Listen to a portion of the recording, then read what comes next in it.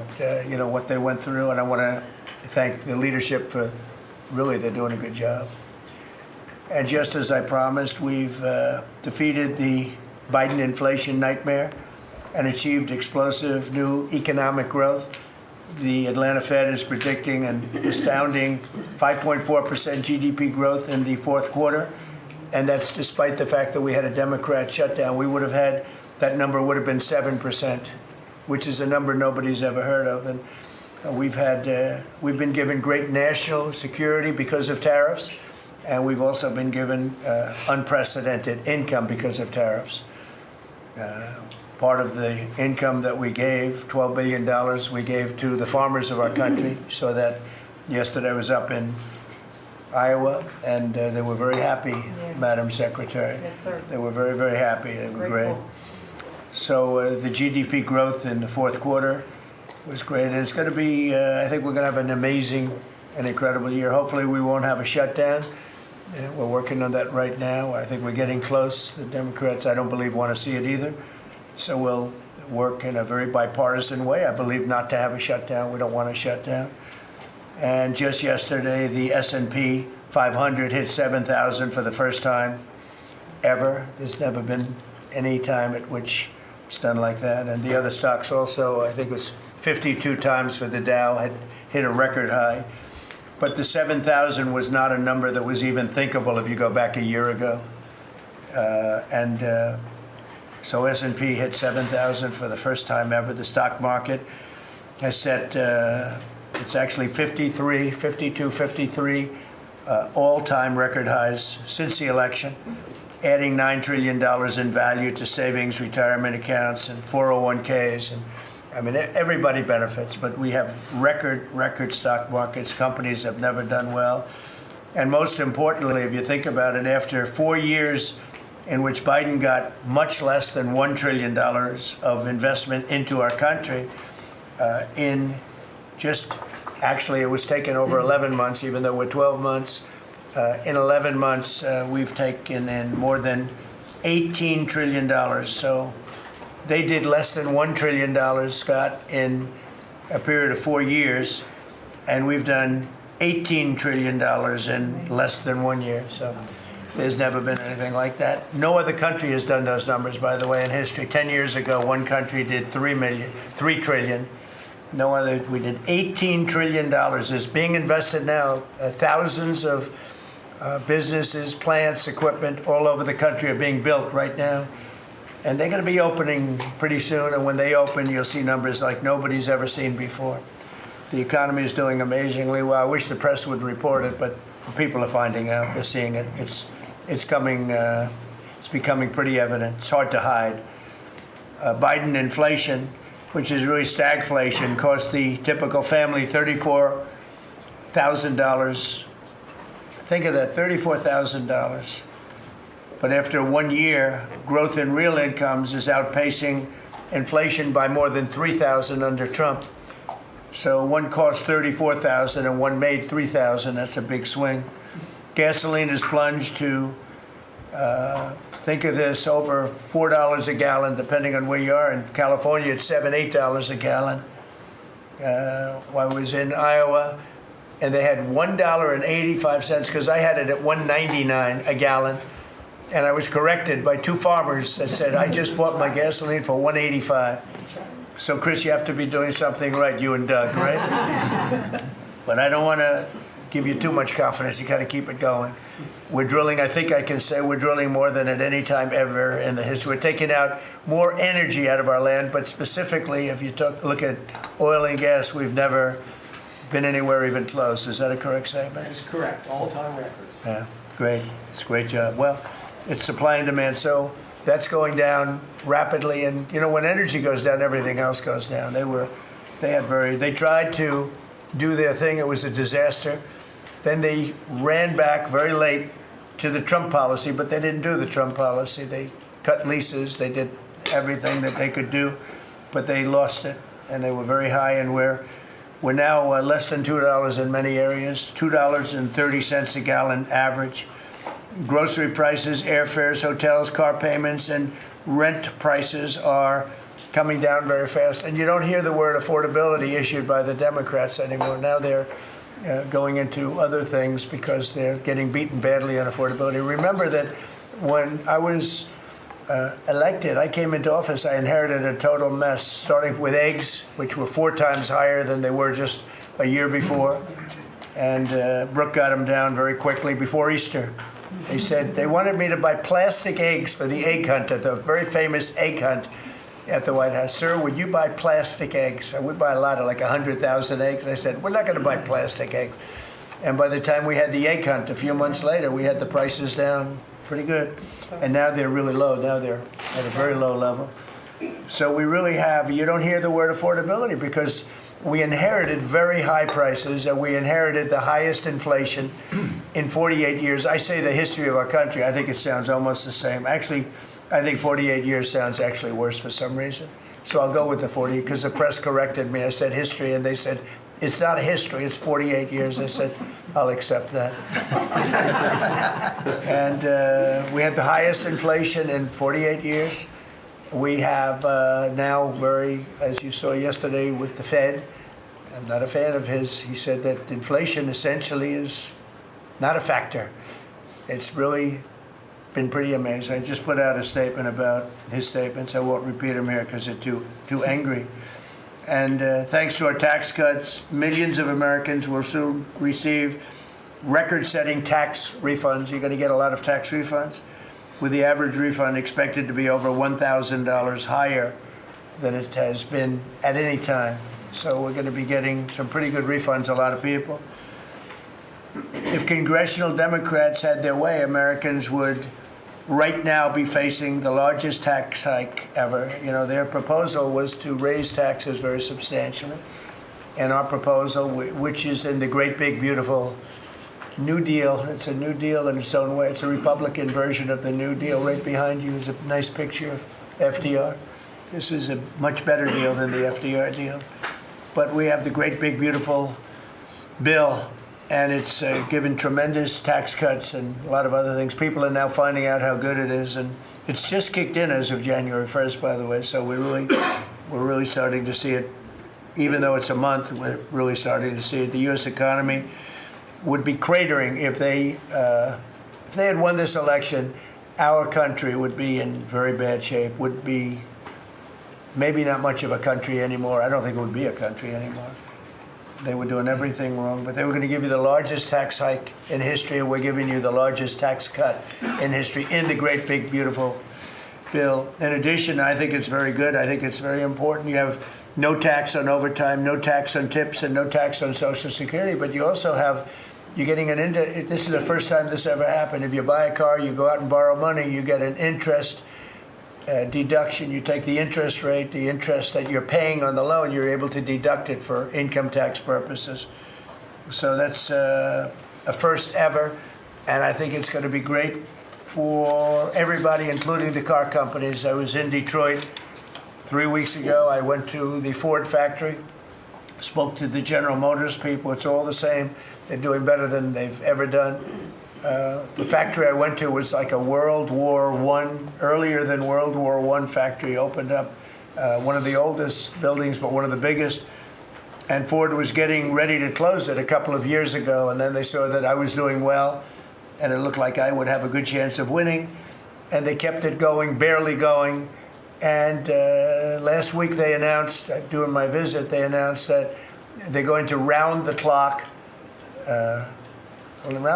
production. They never thought it was. I said, did you ever think? I spoke with Bill Ford and the president of Ford. They were both there, and they said, we can't even believe it. We were going to close this building 2 years ago, and now it's going round the clock. They said, we cannot. I mean, they said, we wish it was twice the size. But they're now building additional plants in the United States, as is everybody else. You have AI building, but the car companies, I love the car companies, and you have them, they're all coming back. They're coming back from Mexico, they're coming back from Canada, they're coming back from Japan, and they're coming back from Germany, all over Europe. They're coming back, they're building here because they want to avoid the tariffs. They don't want to pay the 15%, in some cases 25% tariff. Could be a lot higher than that if it wasn't working. So because of that, they're all coming back. One statistic yesterday that Scott told me is that for the first time ever, tell them about the steel in Japan, that we are now making more steel. Go ahead, please. So yesterday they reported for the first time in 26 years, the United States of America produced more steel than Japan. And that is entirely driven by your tariffs. Amazing. Or think of it.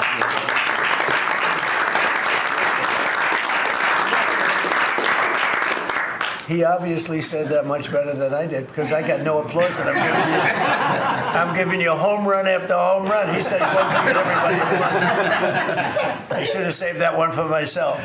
No, but think of it. First time, and they read almost 30 years, but I guess it's what, 26, 27 years that we are now producing more steel than Japan. Japan being a big steel producer. Japan and other countries really took our steel production away from us. Now, if you think of this, 3-4 years ago, the steel companies were all closing up. We worked a fantastic deal with U.S. Steel. We saved U.S. Steel. And now it's all coming about. But and that's just the beginning. There are a lot of steel plants right now being built. So that's an amazing number. Nobody would have believed that. If you would have said that 3, 4, 5 years ago, people would have said, yeah, it's not a true fact. But so it has to be true because otherwise you question me on everything. I have to be extremely accurate. I don't exaggerate it. I don't want to exaggerate because you will call me. You don't call other people, but you would call me under my most favored nations policy, which I think is the most important thing, Bobby, of all what we've done, because we're bringing drug prices down by 80, 90%, depending on the way. You could say 5, 6, 7, 800%. Depends on the way you want to calculate it, right? But let's go the old-fashioned way. But drug prices for prescription drugs will be down 80, 90%, 75%, 68%. They've only gone up for years and years and years. They've only gone up, and now we're going to have essentially the most favored nation. We're going to have the most favored price in the whole world. Whatever the lowest price in the world is, that's what we're going to pay. And I don't want to go into a big deal, but nobody else could have gotten this but this administration. I'm being very nice when I say that. The cost of prescription drugs is coming down by a number that was never even thought of. This will have a huge impact on healthcare, by the way, because obviously drugs are a big part of healthcare, and it will help repair some of the Unaffordable Care Act's damage that they've done, because the Unaffordable Care Act, which is Obamacare, it's unaffordable. It's not affordable, and it's a disaster. And hopefully we will be paying money directly to the people instead of giving the insurance companies the money. They'll go into a healthcare savings account or whatever it is. But think of it. We pay the money, billions and billions, really trillions of dollars going to insurance companies. We want that money to go to the people. They buy their own healthcare. And it's so popular. The problem we have is the Democrats are owned by the insurance companies. They're literally owned lock, stock, and barrel by the insurance companies. And they hate it. But the people love it, including all Democrats. So I think we'll perhaps be successful with it. But it was an idea I had. I read the papers, and I'm reading one of the stories about the insurance companies, how much money they're making, where they received, billions and billions of dollars for this stuff from the United States of America, and their stock has gone up by 1,400%. Think of it, 1,400. One went up 1,700%. Numbers went up. If you go up 1,000%, you're doing bad in that business, right? And it's all because of the money. Not all, but mostly because of the money the United States pays to the insurance companies. They say, this is big stuff. And I asked somebody, why don't we just pay the people directly? And they said, that's a good idea. It's funny, it's a very complicated business, but actually it's not so complicated. And I went to Bobby and I went to Dr. Oz. I said, can I talk to you guys about this? Is this the kind of money the insurance companies get? Yes. Why don't we pay the people directly? And the primary answer was that the Democrats will never go along with it. But the people go along with it because I put it out. It went viral. Susie, I went all over the place. It became the biggest story. I just said it. And so I think we have a great situation if we can do it. But if you think most favored nation policy for drugs will bring your drug prices down at levels. So now if they're selling a pill for $10 in London and $130 in New York, the London price will go up to $20 and we'll go down to $20. So we'll go from 130 down to 20. And by the way, tariffs did it again because the drug company said, we'll do it begrudgingly, but they were okay. But we'll do it, but no nation's going to approve it because even if you raise the price by, like on a pill, $10 to $20, you're doubling the price of their prescription drugs. I said, no, they'll do it. And when I got them on the phone, I said, if you don't do it, we're going to charge you very substantial tariffs, more money than that's going to cost you. And they said, we'll do it. And before, I don't know that any other president even tried to do it. We can't find it. But if they did try, they wouldn't have gotten through the companies. They wouldn't have gotten through the company, and then they wouldn't have gotten through the country. I spoke with Macron. He was the first one. He was not at that time wearing sunglasses. And he said, no, Donald, I will not do this. I will not.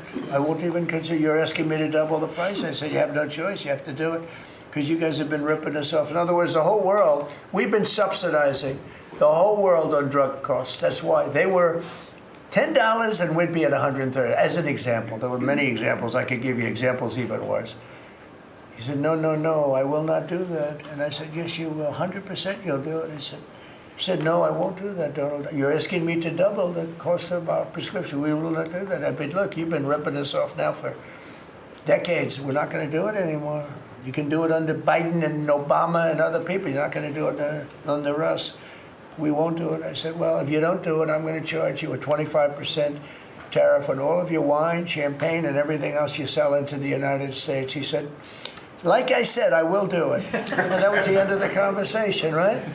That was the end of the conversation. So now we have favored nations that everybody said would be impossible to get.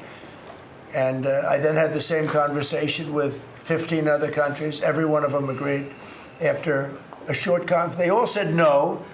And then within a matter of seconds, they said, we would be very happy to do that. Thank you for asking in such a nice way.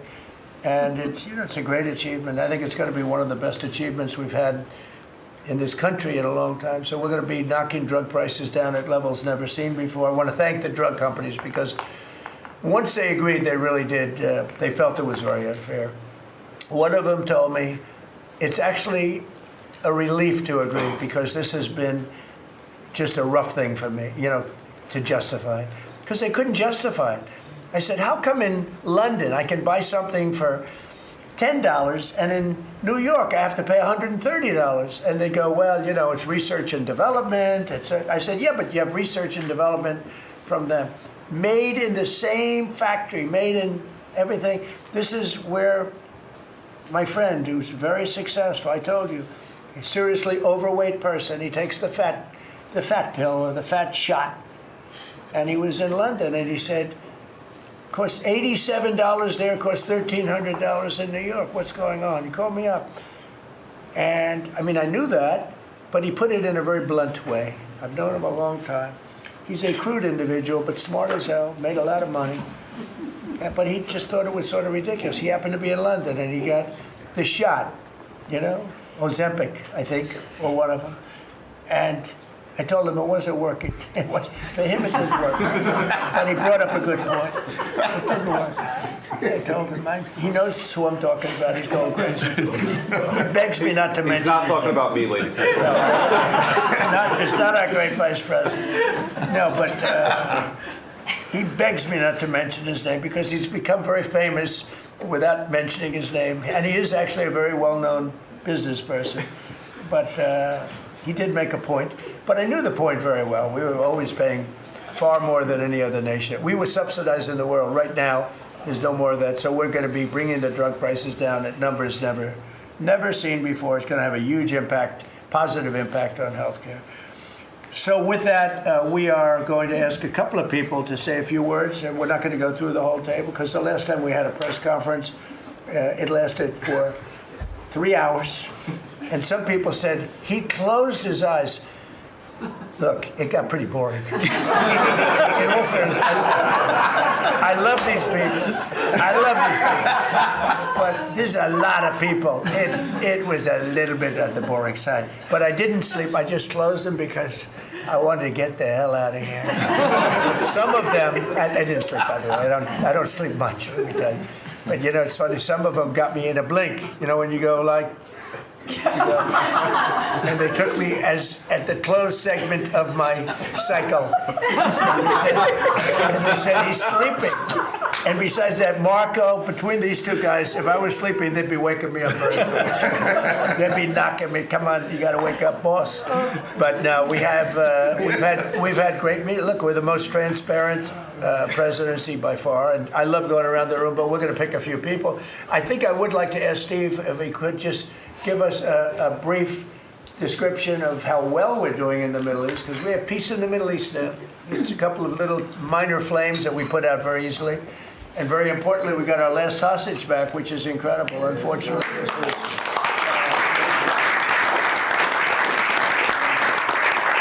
something that nobody said could be done. And I will tell you, Hamas was a big factor in getting all of the hostages back. We were not happy with them, and they had to bring them back, and they found the dead hostages, the bodies of hostages, and those parents wanted their sons back. I think in all cases sons, but they wanted their sons and their family. They wanted their sons back as much as the people that had living hostages that we got them back to. So we got the 20, but remember we got hundreds back previous to that. But I always said getting those last 20 back is going to be very tough. And we got them back, and we got all of the bodies back also, which to those parents was just as important as getting back the son that was living. Steve, could you give us a little description, please? Well, your policy of peace through strength, that's what delivered them home. Without that pressure, it never happens. We are in the second phase now. We've stood up for the first time, Mr. President, on your behalf, a technocratic, all Arab government. We've got the terrorists out of there, and they're going to demilitarize. They will, because they have no choice. So we expect that. Pardon me? And now we want to get Hamas no guns, right? Right. They're going to give it up. They're going to give up the AK-47s. A lot of people said they'll never disarm. Looks like they're going to disarm. And they did help us with those bodies, getting them back. Look, and that family is so grateful to you. They called. I spoke to them. Jared spoke to them. You know, it's an amazing story. He broke his shoulder, but he went out there because he didn't want his friends to fight alone. He would be alive today, but for that. He had no reason to go out with a broken shoulder, and he went out and fought them courageously. And died. That's right. This is a great story, and the parents are great. They were the only ones who didn't, they came back pretty rapidly, actually, considering. And we had get some back initially with the initial group. After that, we had to get a lot. That's a tough job. That's a nasty job, too. Who would want that one? That's a nasty job. And between Israel and Hamas working together, if you can believe it, they got them back. And we got the last one back yesterday, and the parents are so happy. It's amazing, actually, how we sent a message to the parents on your behalf, as you suggested, and they were so grateful. I guess grateful to me is a much better word, because it's hard to be happy, but they were actually. I mean, they couldn't believe that they had their baby boy. The mother said, my baby boy back. It's a very terrible thing. Steve, Russia, Ukraine, we're making a lot of progress. Could you explain that? The Ukrainians actually said that we've made more progress since Geneva than they've seen in the last 4 years of that conflict. So we had 5 Russian generals last Sunday in Abu Dhabi with Jared and Dan Driscoll, and we think we made a lot of progress. The talks will continue in about a week, but lots of good things happening between the counterparties discussing the land deal. They're talking together. We have a security protocol agreement that's largely finished, a prosperity agreement that's largely finished, and I think the people of Ukraine are now hopeful and expectant that we're going to deliver a peace deal sometime soon. And because of the cold, extreme cold, they have the same that we do. I personally asked President Putin not to fire on Kiev and the cities and towns for a week during this. It's extraordinary. It's not just like cold, it's extraordinary cold, record-setting cold. Over there, too, you're having the same. It's a big pile of bad weather, the worst. But it was, it really, they said they've never experienced cold like that. And I personally asked President Putin not to fire into Kiev and the various towns for a week. And he agreed to do that. And I have to tell you, it was very nice. A lot of people said, don't waste the call, you're not going to get that. And he did it, and we're very happy that they did it. That's correct. Because on top of everything else, that's not what they need, is missiles coming into their towns and cities. So I just thought I should say it. I thought it was a very good thing. And Ukraine was, almost they didn't believe it, but they were very happy about it because they are struggling badly. I They're think it struggling. shows, Mr. President, how you provide an overarching sort of presence in these negotiations. The Ukrainians never thought it could happen. The Russians are doing things maybe that people wouldn't give them the credit for doing, and I think it always comes down to your indomitable spirit. Well, it was a good thing. You know, if you think it's cold over here, they say in Ukraine you can add another 20% to it. It was a very cold place anyway, but this was, they see numbers that were so, they'd never seen numbers like that, cold numbers like that. So it was, I thought I should mention it. Could I ask Scott Bessent, we have so many things happening, could I ask you to maybe say a few words, please?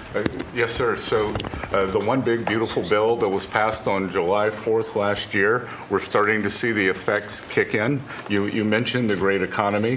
One of the things in the One Big Beautiful Bill, Mr. President, it was an honor to host you, and as you said, the best rapper in the world, Nicki Minaj, at yesterday's Trump Accounts Summit. We've now had 1 million people sign up for Trump accounts just this week. We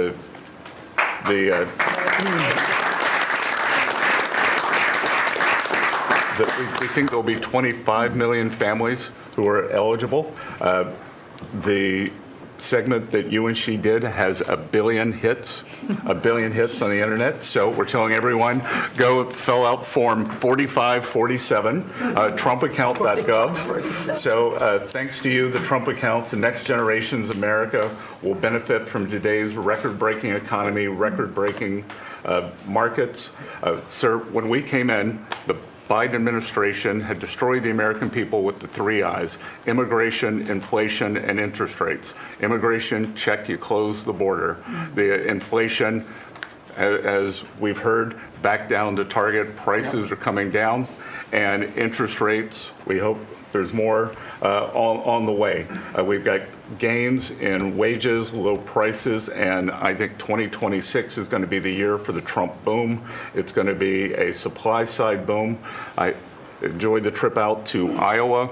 In the diner, the staff there was thanking you for the no tax on tips, and they're expecting big refunds from that. We saw the CEO of John Deere, who said, thanks to your tariffs, new plants in Indiana and North Carolina coming. Two massive plants being built by John Deere. And he's the chairman and CEO, a wonderful guy. And I said he was at the event we had in Iowa, which is appropriate, John Deere, Iowa.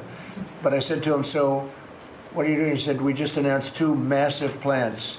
In fact, they're going to have 1 plant for excavators. And he said, there hasn't been an excavator built in this country in 50 years or something. He said they're taking it out of Japan and they're moving it into the United States. They're 2 very big plants.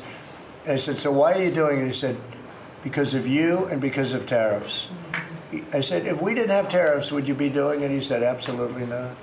So it's very important, and I hope we're going to be successful with the Supreme Court case, because we're waiting, and we're taking in hundreds of billions of dollars, and we don't want to give it back, number one. And number two, and you know, the people that are fighting us on that case, by the way, are China-centric. These are people that are for China, but they're also outside of the United States. These are countries that have ripped us off for years and years, charging us tariffs, and now we're doing an amazing job, and we're getting it back. We're getting it all back and then some. And they're the ones that are leading that lawsuit that we have in front of the United States Supreme Court. So it's a very important lawsuit for our country, and hopefully it's going to work out.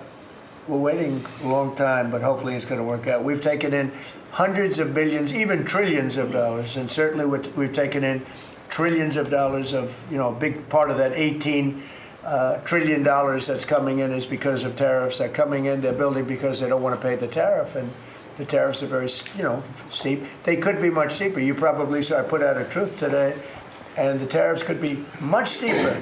We've been actually very nice about it. But even being nice about it, we've taken in hundreds of billions of dollars, and honestly, they've given us tremendous national security.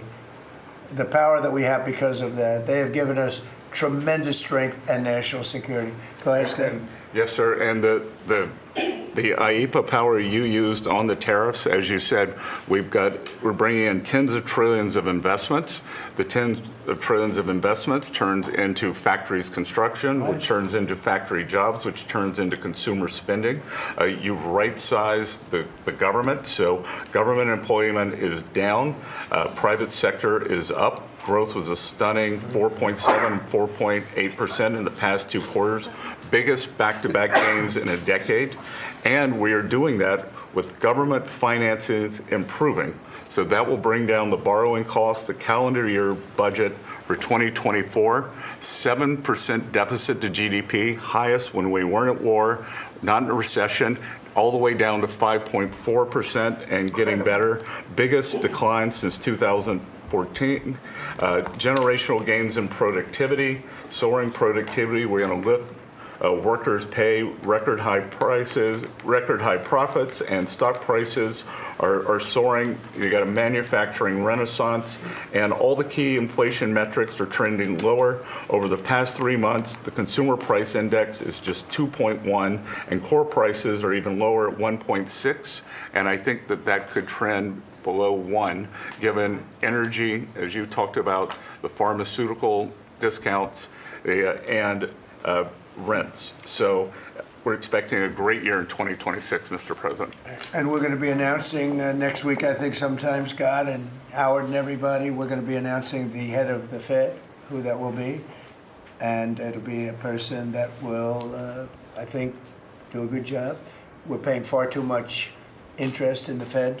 The Fed rate's too high, unacceptably high. We should have the lowest, and I think you read my statement today. I put out a statement before the meeting, but we should have the lowest interest rate anywhere in the world, because a lot of these countries are successful only because of us, because we allow them to have surpluses. And without surpluses, some of the countries that you most respect financially, that you say, oh, this one, that one, this one, that one, they're successful because we allow them to have surpluses. And we could easily stop that with the powers that we have, but we don't.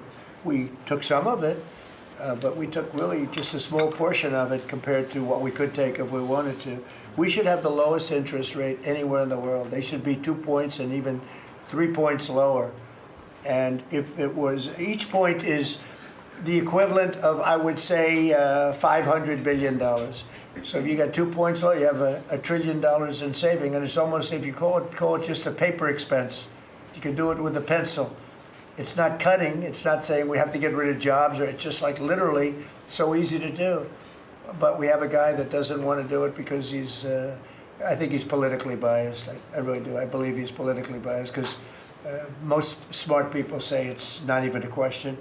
But despite that, we were able to bust through. It's like busting through a wall. We're able to bust through a wall, and we have the kind of numbers that Scott and Howard with the steel and other things talk about. What would you say, Howard, in terms of how we're doing, generally speaking? Great businessman, very successful guy. He's doing a really good job. What would you say? Well, no one, before you walked in the door, no one thought our economy could grow 2%. Fourth quarter, with the shutdown, 5.5%, and that means the first quarter, you could see the United States of America, with its $30 trillion economy, grow in the 6% range, and no one thought that was possible. That's how you get jobs, that's how you get money down, that's how you fix the deficit. You are fixing everything with your policies. You have changed America and created the golden age. Thank you. And with the help of the Fed, because we really, we want help, not hindrance. Why would the Fed hinder? But with the help of the Fed, with the right choice, if we make the right choice, a lot of times you make a choice, you think it's good, and it turns out to be not good. But with the help of the Fed, we could hit numbers that have never been hit before. We could hit 8, 9, 10. There's no reason why not. And, I talk about, if you go back 20 years, 25 years, I'm old enough to remember, when we had good news, when you announced good news, the stock market went up. You announced anything good, the stock market went up. You announced bad, the stock market went up. And that's the way it should be. But now it's, over the last 15 or so years, if you announce good news, that means they're going to raise interest rates because they want to kill it. So you can never really be that successful because you announce all record numbers, great, because they're afraid of inflation. But growth doesn't have to have any impact on inflation. It can make inflation go down in many cases. So, and you've seen that with us. I mean, we're growing at a much faster rate than anybody thought was possible. We have very controllable inflation. With Biden, we were getting killed, and we had the worst inflation in 48 years in history, in the history of our country. And that's with going down. So growth is a great thing. It doesn't mean inflation. And I want to go back to a system where when we announce good news, they say that's great. We can lower interest rates instead of raise interest rates. And by the way, if inflation comes, we'll take care of it when it comes. But, they're trying to guess it, and they're trying to get it 10 years before in advance. And, we want to make this country greater than ever before, and I think we're doing that. But we want to make it that when we announce great news, everything goes up. If we announce bad news, that happens too. We bring it down, and we control, and we do what we have to do. But we can have numbers in the upside like nobody's ever seen before. I want to ask Bobby to say a few words, if he would, about some of the incredible things that we've been doing in your department with Oz and everybody else. Mr. President, we're in the process of implementing your great healthcare bill, which is going to increase affordability, drive down costs, and increase the quality of healthcare for every American. You mentioned MFN, Most Favored Nation. We now have agreements with 16 of the 17 drug companies. And you asked us to do something, Clinton had promised to do this, Biden had promised to do this, Obama, Bush had all promised to do it. None of them succeeded. It was regarded as impossible, and you made it 10 times harder. As you said, not only do I want MFN, but I want them to all reshore their production to this country. And they don't have any money to do it because we've taken it all from them. And I want to make sure we continue to lead the world in innovation. We succeeded in all of those goals. And the proof that we did that is after we signed those agreements, the stock prices for those companies went up $1.3 trillion. Amazing. And they are reshoring. Eli Lilly is building 6 new plants, including an API plant. So the next time that we have a pandemic in this country, we're not going to be stuck buying API from China, who cuts us off. We're going to be able to make it right here. Novo Nordisk is building 4 new plants, and we are going to be releasing Trump RX so that every American can get the lowest prices in the developed world. In some cases, they're going to be lower than the lowest prices in the developed world. And that's going to be happening sometime probably in the next 10 days. So we're doing rural health care. We sent out $10 billion last week. The states have that money. They're going to be giving it to rural hospitals sometimes in the next 2 weeks. And we're going to revolutionize rural health care in this country. You are raising the influx of federal dollars to rural health care by 30% over the next 5 years. So 30% every year, more dollars, federal dollars, are going to be flowing to them. It's going to allow them to rebuild their decaying infrastructure, to retain providers, and also to revolutionize the use of AI and other technologies, which is going to dramatically lower the prices for rural Americans and raise the quality of their health care. Brooke and I released the dietary guidelines, which have been received incredible acclamation from both sides of the aisle. We are going to change the food culture in this country, Brooke gives away $405 million a day to buy food for Americans, and the WIC program, the Head Start program, SNAP, school lunches, the VA, and the military. They're now going to be getting real food for the first time. And Brooke came up with the ingenious idea of requiring every store in this country that accepts food stamps to double the amount of real food that they're selling. And this is going to drive changes in the market, and it's going to lower the cost of meats, of proteins, of whole grains, of fruits and vegetables, so that every American will have in their reach an affordable meal that actually is real food. 70% of American kids now are, 70% of the diet of American kids is now ultra-processed foods. That's why we're spending $5 trillion in treating chronic disease in this country every year. We are attacking fraud. We have Oz finding hundreds of billions of dollars of Medicaid, Medicare fraud in states like Minnesota and California, and we are clawing back that money. We also accomplished something that every American has promised, which is prior authorization. Now we have 80% of the insurance industry that has agreed to eliminate prior authorization in almost all of their procedures. So that this is going to dramatically change the experience of every American with the healthcare system.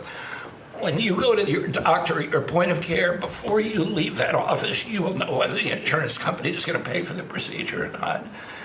And that is going to, as I said, change the experience. We're also doing price transparency, which you asked during your first term. It never got implemented because the Biden administration never enforced it. We brought more enforcement actions against hospitals than in this 1 year, and the Biden administration brought in 4 years, and we're doing a crackdown so that every American, when you go to a restaurant, you look at the prices before you buy the meal. You ought to be able to do that when you go to a hospital, and by the time that we leave office, every American is going to have that guarantee. We're doing a lot of other stuff, but we were told to keep it short. So. And the autism that's moving along, really, is that? We've commissioned now dozens of studies, maybe over 100, and we are going to get those done for you. Good. That's so important.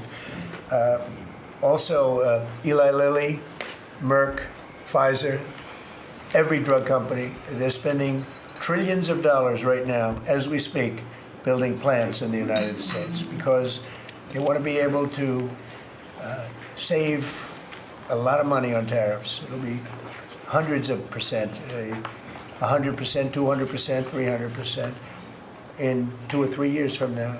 So I said, you better have your plant built because in 2 years from now, before I leave office, it'll be a sad day. Very sad day for me. But before I leave, every one of these plants better be built because you're going to be paying 300% tariffs.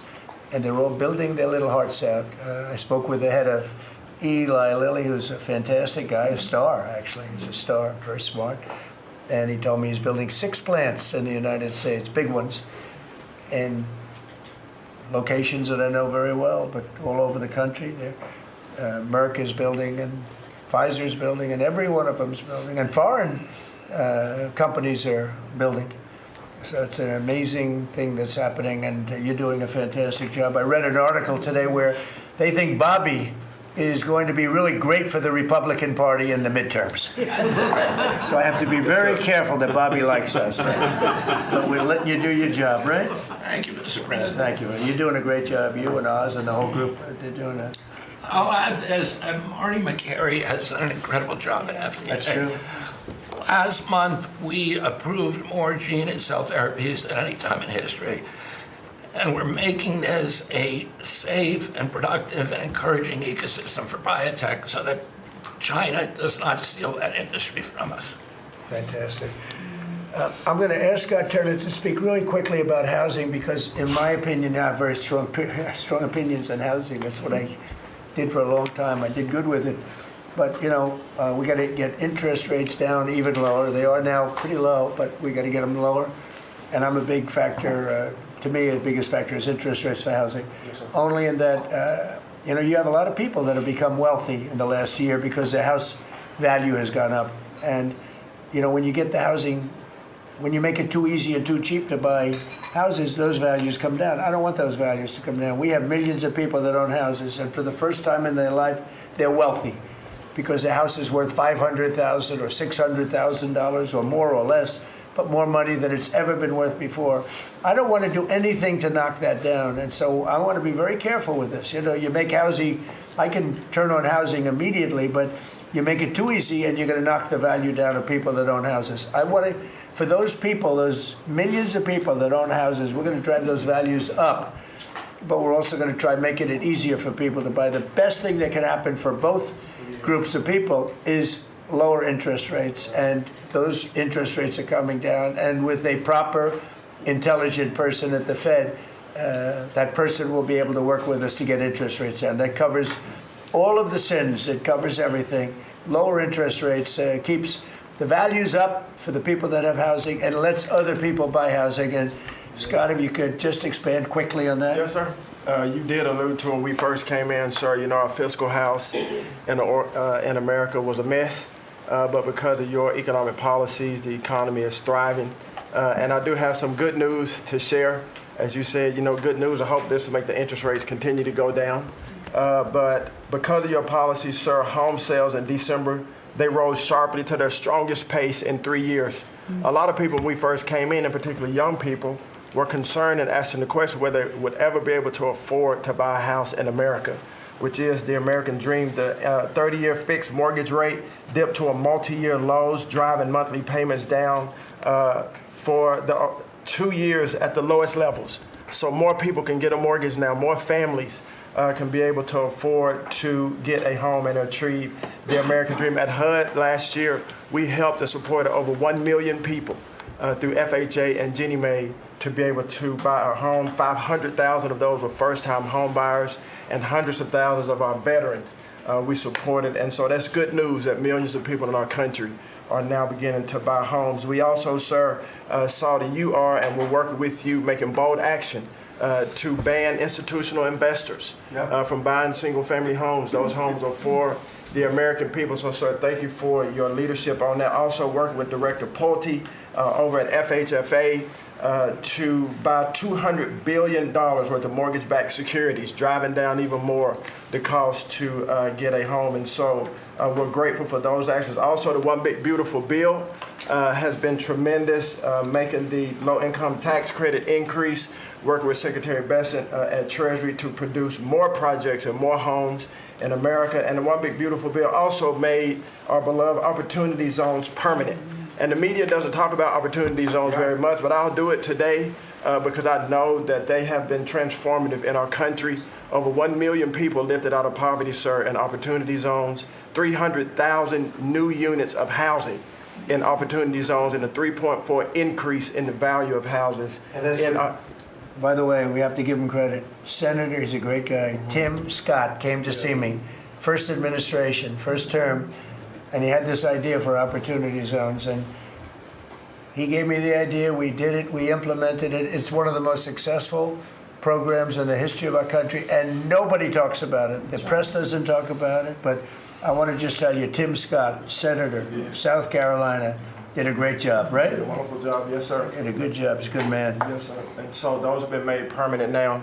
Will help millions of Americans to be able to afford to buy homes. Also, the One Big Beautiful Bill has been allowing HUD to make sure, working with the Department of Homeland Security, that every person that lives in HUD-funded housing is an American citizen. A blind eye has been turned prior to us being here to people living in HUD-funded housing, but no more. We're going to take account and transparency to make sure. And so there's a lot of crime that goes on in public housing, but we're coming after the criminals and making sure that everybody in there is an American citizen. So thank you for your support. We are now have taken possession of our new building in Alexandria, and we're going to save the American taxpayers hundreds of millions of dollars. So, sir, thank you for your support and your leadership. Good job. Thank you, Scott. Great job. Appreciate it. One of the things Scott said, though, is, again, existing housing, people that own their homes we're going to keep them wealthy. We're going to keep those prices up. We're not going to destroy the value of their homes so that somebody that didn't work very hard can buy a home. We're going to make it easier to buy. We're going to get interest rates down. But I want to protect the people that for the first time in their lives feel good about themselves. They feel like they've, that they're wealthy people. And I want them to understand it. There's so much talk about, we're going to drive housing prices down. I don't want to drive housing prices down. I want to drive housing prices up for people that own their homes. And they can be assured that's what's going to happen. Chris, could you say a few words about energy, please?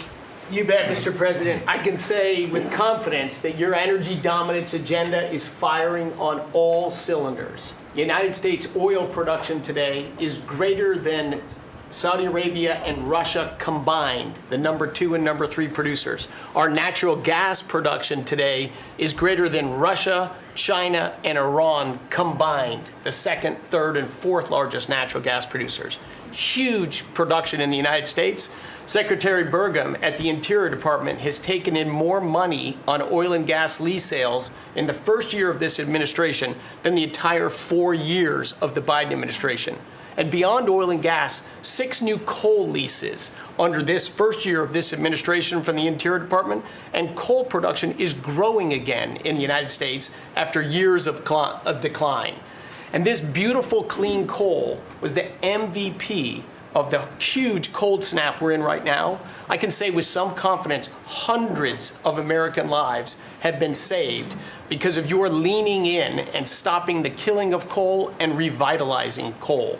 Coal, over the last few days, where we're at peak demand in electricity, has delivered 20 times more electricity than solar and batteries. Think about that, 20 times more. An industry coal doesn't mind very cold weather, right? You're not allowed to say the word coal without proceeding by saying clean, beautiful coal.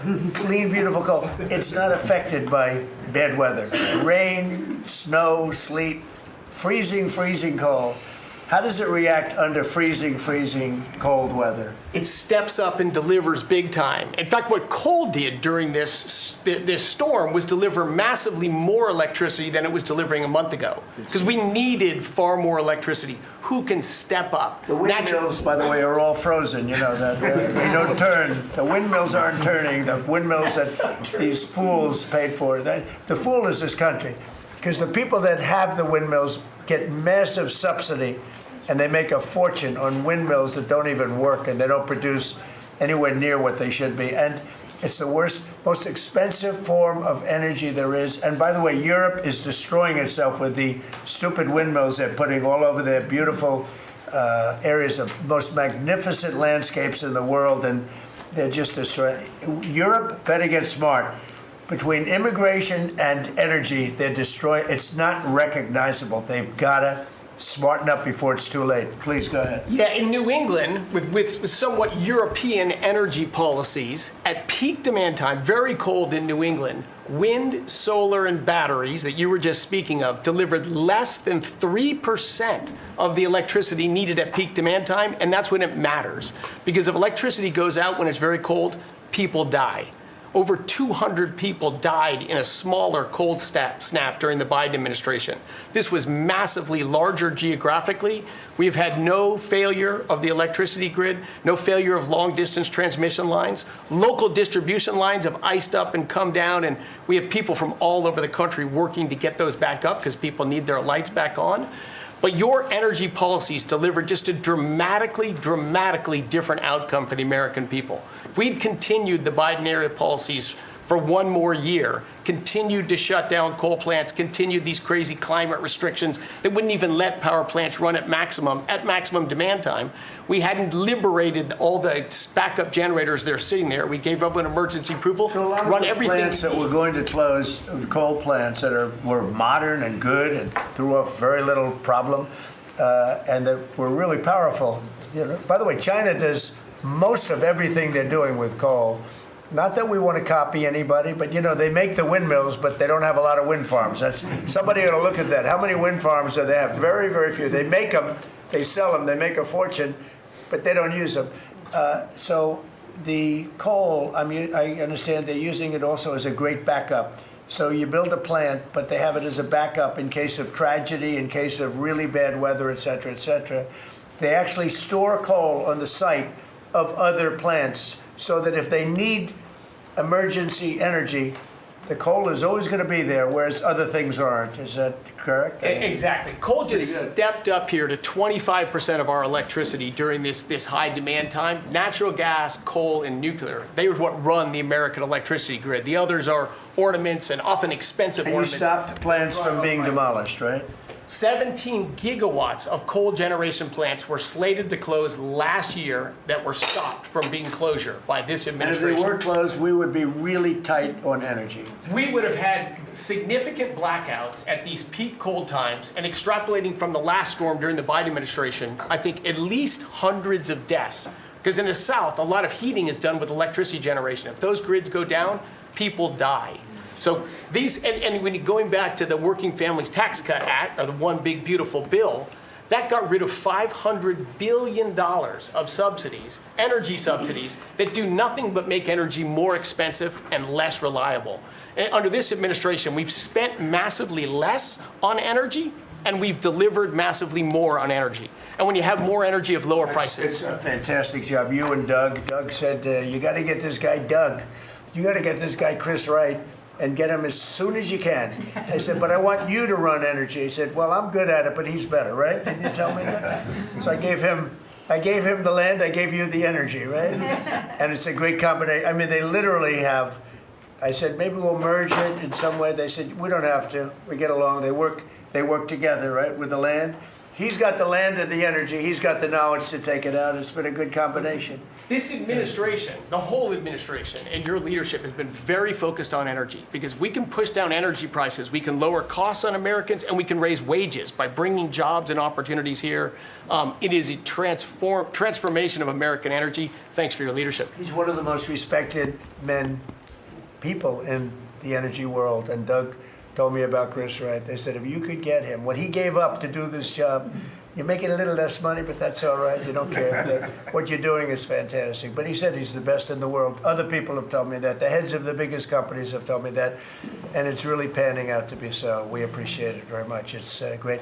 One of the things we're doing with energy, I think that's so important. We have an old grid, been around a long time, and not really, can't be much expanded. It can be fixed up a little bit, but can't be much expanded. And we have some plants that are so big that the grid would never be able to hold it. We're allowing them to build a electric producing plant, mostly electric, but they can use nuclear to do it, they can use oil and gas, they can use coal, they can use whatever they want. I think many are choosing oil and gas because it's there, it's tried, it's true, it's plentiful, it's inexpensive. Some are going nuclear, some are going both. Many are going all three. But the plants, you read, well, how do we ever fire those plants? Because to do this, we need 2 times the electricity we produce in 1 year for the entire country, which is almost hard to believe. These buildings are so big. They're going up now. So I did something that nobody thought was possible also. When they build their building, they build their own electric generating plants. And we are seeing some of the most incredible designs you've ever seen. So we don't need the grid. I read an article in the Wall Street Journal saying, oh, we're falling behind China. We're not actually. We're leading everybody because I'm letting them build. The government would never be able to do that. Now, China's a different kind. They build, they do things that you got to hand it to them. President Xi, they build vast amounts of energy. They don't have certain constraints that we have in this country, but we're more than topping them. We're leading China by a lot on AI, and it's primarily because I'm allowing them to build with their plant their own electricity. If they had to rely on the grid, they wouldn't have any power. You wouldn't have any power for anything.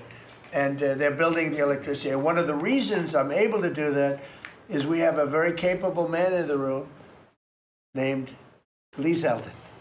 He may be in the room someplace. Is it his normal place? He's there. He's always there. Most reliable, solid guy. And he's done an amazing job. Could you just explain that? And also, because of the fact he's so good, California has a problem. The hardest permit to get when they lost 25,000 or so houses, which shouldn't have been lost, they should have allowed the water to come down from the Pacific Northwest, which was very plentiful. But they didn't do that. They lost 25,000 houses. Lee and his team gave them the most complicated permit within 20 days. Everybody, every single house that burned down got the federal approval.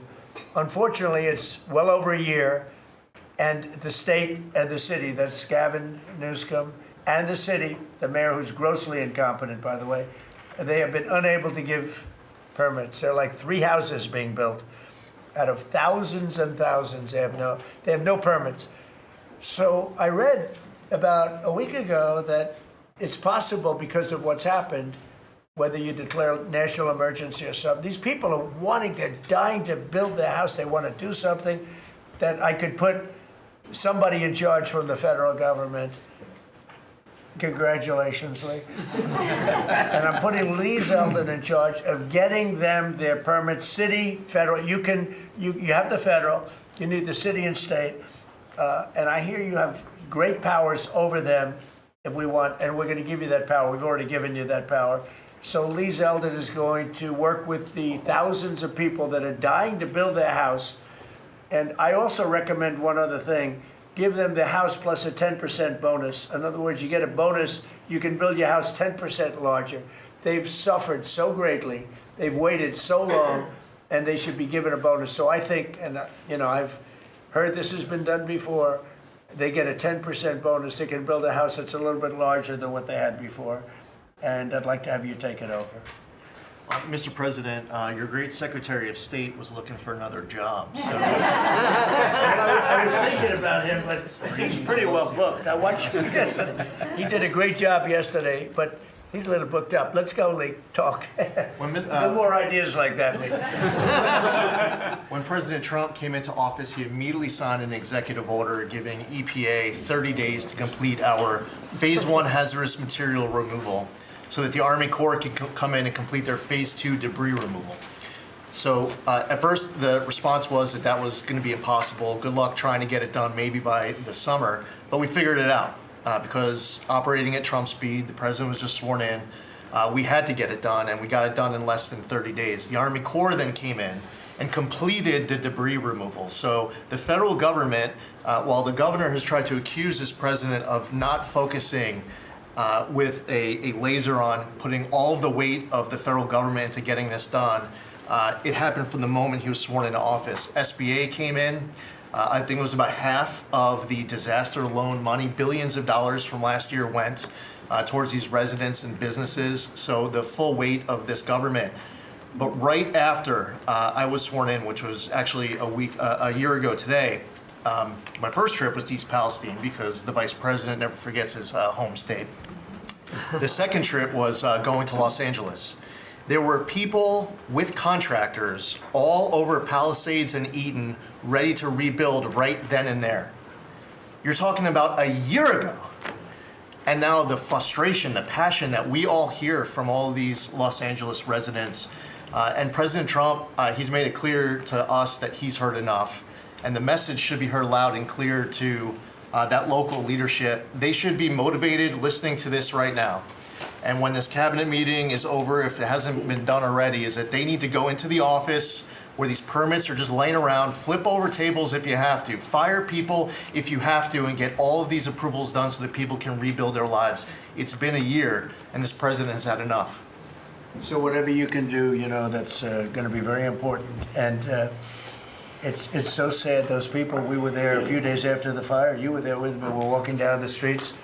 The people are devastated. The love that they had for that property was everybody was going to rebuild, and they thought they could do it immediately. They should have. We gave it to them so quickly, but they can't get their permits. They still can't build, and they're losing spirit too. I mean, a lot of people are losing spirit. And the other thing I'd like to talk to you about and other people about that happen to be sitting around the table. They want to build a low-income housing project right in the middle of everything in Palisades. And I'm not going to allow it to happen, okay? I mean, maybe it's politically correct, maybe it's not. I'm not going to let these people destroy the value of their houses. I built a lot of low-income housing. I made a lot of money building low-income housing. I know more about it than anybody. We're not going to allow this guy to build a low-income housing project on top of everything else in the middle of that mess that was created by the fact that they didn't allow water to come down from the Pacific Northwest, okay? And I'd like you to have that stopped and stopped immediately. No financing. That might be you, Scott, because they'll come to you for financing. It's never going to be approved. You would never, but Scott thought it was a horrible thing. So there's going to be no financing for low-income housing. Let the people build their houses, and as fast as you can, help them, help the mayor and help the governor get their permitting done, okay? Yes, sir. Okay, thank you very much. Kelly, I think you were just alluded to, are you helping some of the people out there with loans? Yes, Mr. President, thanks to your leadership, you also helped put the fires out. Your executive order got water to the scene in your earliest days of your presidency. So you've been there from day one. We've been out there twice now. There had been no changes until your executive order this week that is allowing that permitting to happen quickly. We have 16,000 structures burned. We have put loans out on 12,000 of them for $3.2 billion. More than half of all the disaster money delivered in America went to that area. Now, because of the abject leadership, the failures of Gavin Newsom, they have not been able to rebuild. Because of your leadership, they're going to be able to rebuild. But that's not all you've done. They'll take the credit for it. Watch, it'll start, and they'll take the credit. Look at the great job we did. They would never. It wouldn't get built in 20 years, and it will be destroyed by building low-income housing next to luxury housing. History says that doesn't work too well. Go ahead. We're going to make sure that doesn't happen, Mr. President. Please. But under your leadership, you've ended at least 8 wars, okay? But probably the most important and underreported war that this president ended was Joe Biden and the Democrats' war on Main Street and hardworking families. We've seen it as I've gone across the country this month, 10 different states, and we saw it when we were together in Iowa. Hardworking families, farmers, small businesses expressing gratitude, lined up to thank you. I was out with our great vice president last week in Toledo, Ohio. They are thanking this administration for getting Main Street back. The Trump tax cuts, the tariffs, deregulation, it's all rocket fuel for hardworking families in Main Streets. And I see it whether it's talking about small business expensing, 100% accelerated from Made in America factories, the 20% pass-through, but it's also working families where they have expanded child tax credits, increased standard deductions, permanent low-income tax rates, health savings accounts, Trump accounts. This president is delivering for Main Street. It's the most underreported story in this country. And I see it in Main Street businesses. All-time small business confidence hit a record under this president last year after the Trump tax cuts. All-time small business formation now at 36 million small businesses and a record $100 billion out from SBA because a record number of people want to invest in this country and hire. And whether I've talked to manufacturers about tariffs, they know that this president is bringing manufacturing back, just like Prince Manufacturing in Macon, Georgia. 500 employees machining parts for our defense, our agriculture, our automotive, our aerospace industry. They're going to hire 500 more people this year because of tariffs, because of the Trump tax cuts, and because of SBA lending. And I see this state after state as I've gone across the country, talked to hundreds of business owners, walked dozens of factory floors. This is not being covered, but it's going on in America. The number one problem is they need skilled workers. And this is something I'm working on with Secretary Chavez-Reimer. I'm working across the administration to ensure that we empower our small businesses. 98% of our manufacturers meet the small business definition. So Ford has 5,000 small manufacturing suppliers. The $18 trillion you brought in is creating an economic boom like none we've ever seen before. We are going to have 7% GDP growth. GDP now is probably underestimating where it is in 4Q, but with interest rates going down, with regulation going down, these are all taxes on small businesses, and those are going away. And thanks to President Trump, your leadership, we are seeing Main Street boom. Hardworking families have $1,000 already in their pockets, and when they get their $1,000 refund tax, I hope they all remember that every Democrat voted against them getting their tax refunds, because this is what our administration is doing, is powering your incredible economic agenda forward on Main Street. Thank you very much. Great job. I do want to say that on my left, I have a man who's doing a fantastic job, and on my right also, by the way. But we're spending a tremendous amount of time and effort on building our military. We largely rebuilt the military during my first term, fortunately, and we're greatly enhancing it now. We're going to be doing something new. We're bringing back the battleship, and I thought, like you remember the battleships from the great Iowa and Alabama, Missouri, those unbelievable scenes that you see, Victory at Sea. You'd see these incredible ships, and I thought they were powerful, but the battleships that we're building are going to be 100 times more powerful than those beautiful works of art. I mean, they were magnificent, all steel. We have the steel now, and we're going to be doing that as an enhancement. But our military is very, very strong. You may want to say something about the large fleet of ships that's heading over to the Middle East. Well, Mr. President, you had to, like so many other cabinet members have referenced, rebuild the perception of America. And at the Department of War, that meant reestablishing deterrence. What happened in Afghanistan, what happened in Ukraine, a war that never would have occurred, what happened on October 7th in Israel, never would have happened under President Trump. So as a result, we're having to rebuild how our enemies perceive us. And when President Trump said, we're not getting a nuclear, Iran, you won't have a nuclear bomb, he meant it. And we sent those B-2s halfway around the world, and they never noticed. When he said, we're not going to tolerate trafficking drugs anymore in our hemisphere, we treat them like the Al-Qaeda of the Western Hemisphere, he meant it, and we're executing that. When you said, Mr. President, we're securing the border, the military was proud to do their part alongside Homeland Security to do that. Same thing with Iran right now, ensuring that they have all the options to make a deal. They should not pursue nuclear capabilities. We will be prepared to deliver whatever this president expects of the War Department, just like we did this month. No other military in the world could have executed the most sophisticated, powerful raid, not just in American history, I would say in world history. What those men did going downtown, another country, the most secure place in the most secure base in the middle of the night without anybody knowing until those simultaneous bombs dropped 3 minutes before the helicopters dropped. No other country could coordinate that. No other president would have been willing to empower those warriors that way to be that effective. And that sends a message to every capital around the world that when President Trump speaks, he means business, and we are reestablishing deterrence at the War Department, Mr. President. Thank you. Great job you're doing. Just to finish up on that, the Somalian pirates over the years have stolen many ships.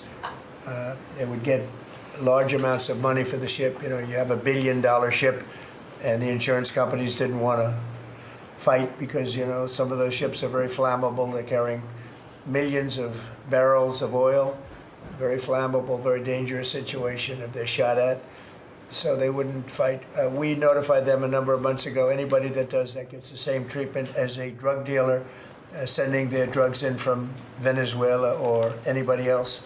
As you know, it's 97% down by water. So the drugs coming in by sea or by water is down 97%. Now we're also starting. That was the more difficult route. Now we're starting to do that by land also. It will be, you'll see that happen as they come in and kill our people with drugs.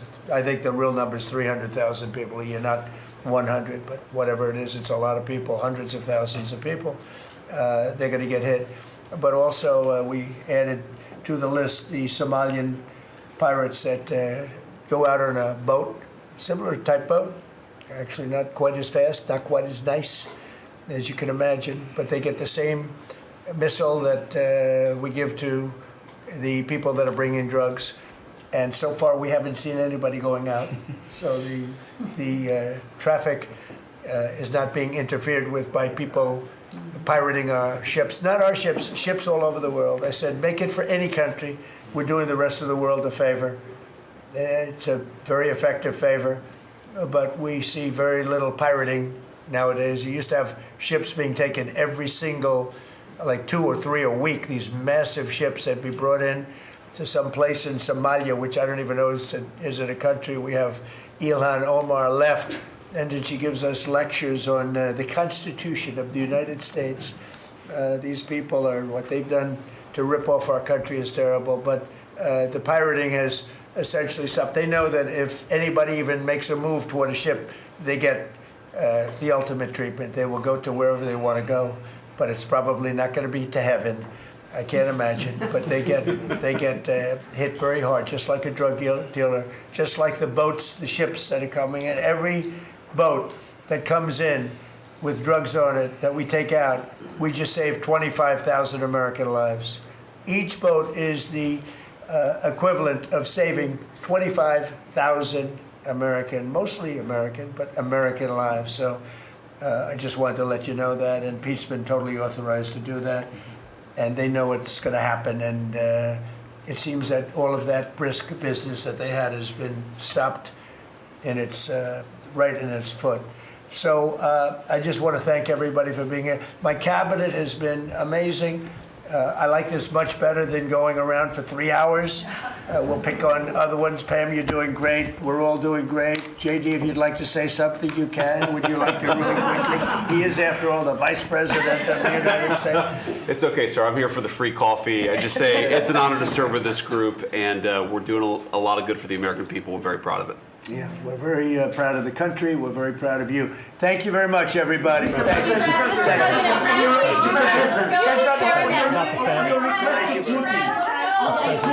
Mr. President, why not take questions? Mr. President, one question. Mr. President, Thank you very much. why not take questions?